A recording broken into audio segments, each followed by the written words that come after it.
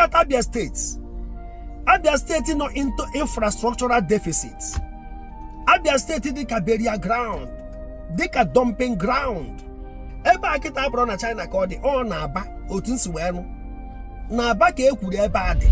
The Chinese garment factory to buy an equipment one time. I saw one other equipment that had a computer screen on it, and I said, why is this equipment different? And they said, oh, it's for our schools. And I said, how do you mean your schools? He said, in China, every factory that produces something must have a section where you have an R&D department that is dedicated to teach secondary schools, primary schools, and university the same thing that you're doing in that factory. From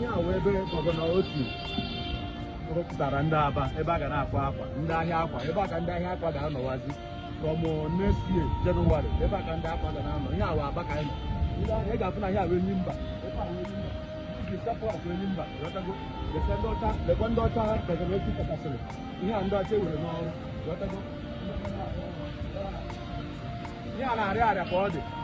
Look at Abia State. Abia State is not into infrastructural deficits. Abia State is a burial ground, a dumping ground. Later glory na carry the former. From what they call democracy in Nigeria. No, all the governors accounts if I had revenues and what have you. But that is by the way. Eventually you could ni ho nyonya boy. Also amara akpu ogene ya ndere gbanya n'odu. Ona for this factory unu na afukita ebe a na-egosi ndị akpụkọ ya dano. Inekwa ni ya afukwa ebe a na-arụ akwa. Ebe akita abro na China ka ọ dị ọ na-aba otu nsi wee nụ. Na-aba ka ekwuru ebe a dị. Na-aba. Nyeke nwanne nwoke jekwa anụ je jukwa ese. Unu fukwa ka ihe onyonyo ya play kwa na mbụ. And for the secret in the China just succeed.